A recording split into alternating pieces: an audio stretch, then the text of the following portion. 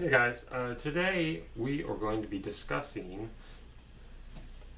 Dracula Untold. Now, not exactly a horror movie. One of these, I swear, I'm probably going to get to what I consider an actual horror movie sometime. I'm 3 down so far. Most of them have been more along the lines of different things. This one I would consider more an action movie than anything. Yes, there's vampires in it. Yes, it's about probably the most iconic movie monster of all time, but it's such a different take on it. And that's one of the main things I want to talk about. But first, a little backstory for those of you that don't know, and some people don't still. The legend of Dracula was based on a real person, Vlad Tepes. He was the Prince of Wallachia in Romania. He was born in 1431. He eventually became known as Vlad the Impaler. Now, why they called him Dracula? Because he at one point he went by Vlad Dracula, which was a shortened version of the family name, which was Draculeste. That was his house. Now, Draculeste means it actually meant some son of the dragon. Well, actually, it means dragon. He was known as son of the dragon because of his father, who his father was. He became known as Vlad the Impaler because in war, he liked to impale people on spikes and leave them in the field. He was a great general, a great warrior. He slaughtered he slaughtered a lot of people. True reports are unknown, and the ones that people say are usually greatly exaggerated from what I've read. But because of his bloodthirsty nature and his bloodlust, a lot of legends started floating around about him, that he drank the blood of his victims, things like that, and that is where the legend of Dracula comes from. The quote-unquote original vampire. Now, this tells a very different story. This is the story of Vlad Tepes and his quest to keep his family and his country safe from the Turks, from invading Turks. And to do this, he goes to a cursed mountain where there happens to live a vampire, played beautifully by Christopher Plummer, of all people. Oh, God, he is so good. And goes and drinks from him and becomes a Dracula, becomes a vampire, basically.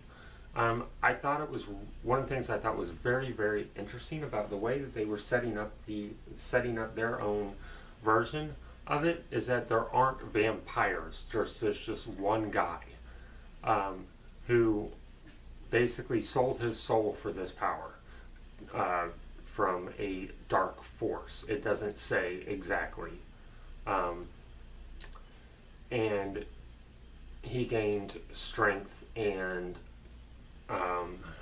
speed, control over the night, things like that, to be able to defeat his enemies. But the price that he paid was he was cursed to live in this cave for all eternity. He couldn't leave unless he was found somebody to change, to turn, basically. Dracula goes unwillingly. He drinks from him, but how they set it up is that he basically gets a taste of this guy's power for 3 days. If he abstains from drinking human blood, he will turn back into a mortal. If human blood touches his lips once, he will permanently become a vampire. And this other guy will be set free, and then this other guy is basically like walking hell on earth. But anyway, he's doing this to keep his family safe. It was an interesting look at it. It was an interesting way to portray it. He needed the strength to be able to keep, he quote unquote needed the strength to be able to keep his family safe, when really he had it in him all along. He could have done things different. He in a lot of ways made things worse. And the action sequences are fantastic, very beautifully shot, very interestingly shot, especially the fact that, you know, he's able to control bats, he's able to control the creatures of the night, and he's able to actually basically turn himself into a cloud of bats and be able to transport himself wherever he wants. And the way they did that was really cool. The story is a little, the pacing is a little off. The pacing is very fast, and I understand that they did it that way because this story is the main part of the story takes place over 3 days. His 3 days as a vampire. But even then, just something about the pacing was really, really weird, and I can't quite put my finger on what it was. But the story in and of itself, I thought it was an interesting story, and it was an interesting way to tell this story. The idea of taking the real life inspiration and the legend behind Dracula and mashing them together is, to me, really cool. Not many have really done that. Everybody, you know, it's just Dracula. Nobody really talks about the real life inspiration in movies. And I thought it was really cool that they were able to mash those up somehow, and it did work. This movie is very good. I enjoyed it immensely. I can see myself rewatching this. It's not a hard movie to follow, you know. It's one of those movies that if you've seen it once, then you know it, you know. It's not a movie you really have to pay attention to. You're not going to really catch anything new in rewatches, but it's going to be enjoyable, at least. But like I said, the action sequences are good. The story's interesting. Cat, what are you doing? Stop! Jesus, stop! My cat is a pain in the ass sometimes. But anyway, I do recommend this movie.